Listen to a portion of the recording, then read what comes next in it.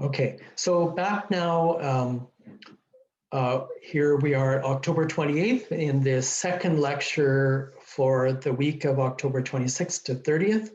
The focus is on water agriculture interactions. The third module now we're dealing with is the use of economic instruments or payments for ecosystem services or market-based instrument, depending on how, with all really terms which more or less mean the same thing. And we're going to focus on the case of wetlands in Alberta.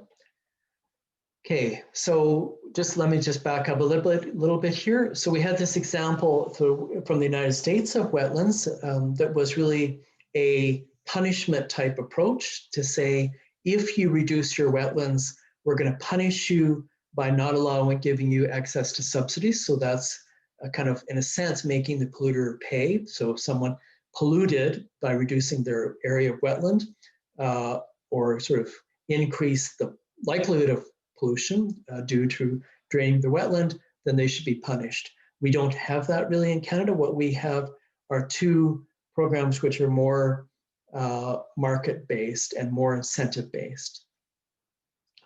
So here's a whole set of things which are used in Alberta to encourage farmers to maintain or restore wetlands. The ALIS program, the Alternative Land Use Services program, supports farmers and gives them subsidies to develop environmental farm plans and then to undertake beneficial management practices, including beneficial management practices for their wetlands.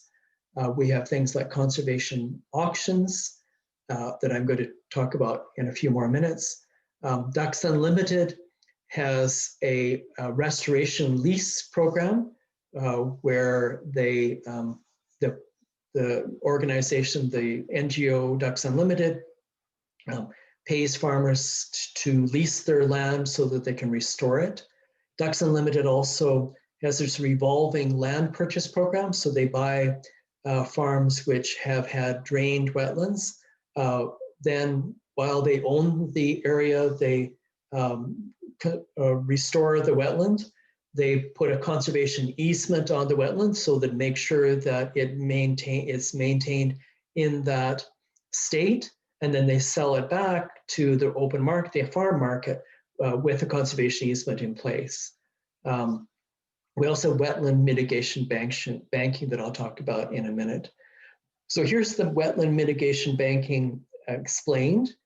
If you look at that that map on the left, you see a small catchment area outlined in dark green, rivers and wetlands which are located within that area. Down toward the bottom of that catchment area or area, we have an approved wetland project. So that was an area that a farmer wanted to put into some alternative development. They have applied to have to drain a wetland so that they can do the development. And they're given permission in some cases, if that can be shown to be a useful activity, they can be given permission to restore a wetland somewhere else in the catchment. So you see in the kind of the upper corner, wetland to be restored as compensation for approved wetland project. So this is an interesting approach that we have here in Alberta. We call it wetland mitigation banking. So that, and the mitigation banking part of it is that you don't have to wait now for a project idea to be developed, and then the developer kind of go looking around the area to say, oh, where's there a wetland I can restore? Who could I work with? What farmer can I work with to restore their wetland? What kind of incentives do I need to provide? Ducks Unlimited goes into watersheds, finds attractive wetlands to restore, works with farmers to do that, and they develop a bank of wetlands which can be then used to offset another wetland which is drained somewhere else by a developer. So developers then can kind of draw upon this bank, and you can have a sustainable source of finance for wetland conservation and restoration by an organization like Ducks Unlimited, knowing that there's going to be from time to time pressures for conversion and use of wetlands elsewhere. So this is the idea that in totality, we're not losing wetlands because we're restoring wetlands even, and they do some kind of ratios, more wetlands is being restored than is being lost. So in totality, development is consistent with maintaining or even expanding the area of wetland. Concerns about the program that I show here, according to this paper by Claire and others, is the fungibility of wetlands. So is a wetland loss really performing the same functions as the wetland gained or restored?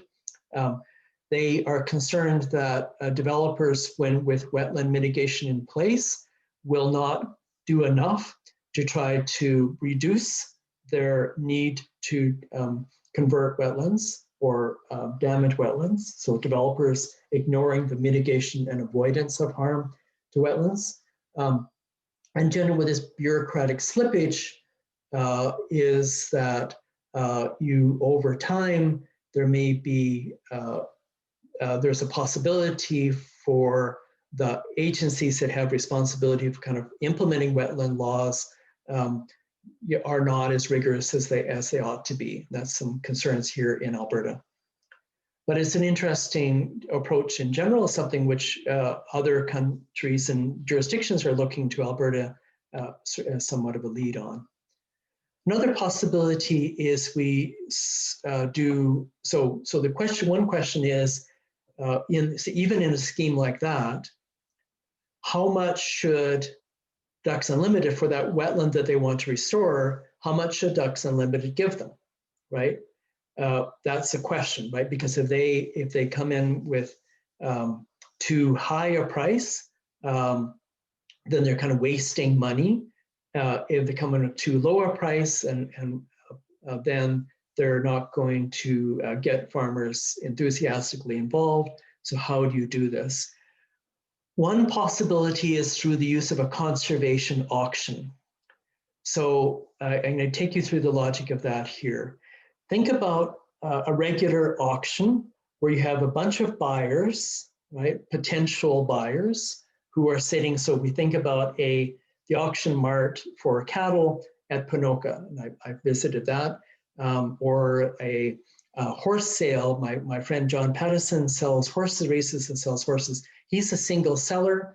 When he has a horse sale, many potential buyers come, they sit in the stands, they look at the horse, and they can bid against each other, starting from a low price going to a high price. So the first bidder might bid $500 for this horse. Someone else says, well, that horse is worth more than $500 to me, so I'm going to bid $550. The price that what may end up is $800 is what the person who most wants the horse is willing to pay $800 is the successful buyer. No one else bid more than $800. They get the horse. So the buyer is paid more than anyone else. They wish they paid just $500, but they're okay because they got the horse that they wanted. They were willing to pay that amount. In that case, the seller is very happy because they didn't sell for $500 or $600, $700, which the other buyers were willing to pay. They sold for a nice high price. So the seller is particularly happy about that. A reverse auction runs the other way, is when you have one buyer rather than one seller. You have one buyer and you have many potential sellers.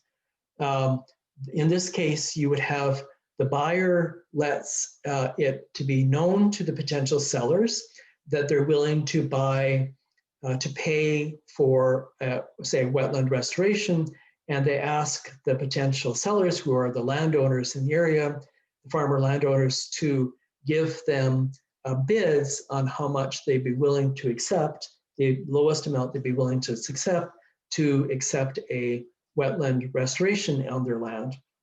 So they develop these bids, they put in their sealed bids. The buyer of the wetland services compares all of these bids and offers, and then decides the lowest price, whoever had the lowest price or whoever they thought was the best value. Wherever they can get the best value, then they enter into contracts with these potential multiple sellers, right? And so therefore the buyer is good because they've used their money most effectively to get the most amount of conservation outcome, or in our case, the largest area of wetlands that they can. There are different ways that these can work. There's these reverse auctions or conservation auctions. They could give the same price to everyone. They could say, well, if we want to be fair about this, and so we're going to give the same amount per hectare, or they could just take the bids and each bidder gets the amount that they bid. These conservation auctions have been used a lot in Australia. They've been used to some extent in Canada here by Ducks Unlimited, but haven't taken off to such a great extent. My colleague Peter Boxall and his graduate students looked at this possibility for areas around Calgary as trying to incent farmers, so working with the city of Calgary, trying to incent farmers in the nearby area to enter into wetland restoration that then could be used to mitigate wetland degradation elsewhere in the Calgary area, with this idea that there's some level of fungibility between different wetlands. They found that when they went to individual farmers that they knew had wetlands that could be restored under this program, there was generally low interest in that. So they had few farmers interested, way less than 10% participation rate. And when they did surveys of them to say, well, why were you so disinterested in this possibility? One of the things they would say was, well, it wasn't really a wetland. It wasn't really a permanent wetland. You guys were wrong to think that that was a wetland. And there was some slippage there, but also it's kind of in their interest to claim that land to be land that they could cultivate, not say government land that they had drained. So they were, in a sense, trying to shy away from the possibility that they had done something wrong.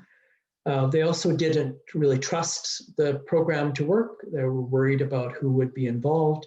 There would be a nuisance factor as Ducks Unlimited or whoever else came to do the restoration would, it would get in their way, and there would be new offense that there wasn't before. There was some idea that if their neighbor didn't restore the wetland, then why should they? And then a few of them said that the price wasn't high enough. So overall, wetland or conservation auctions could work well, but at this point, it doesn't seem that they're a good fit for the Alberta case.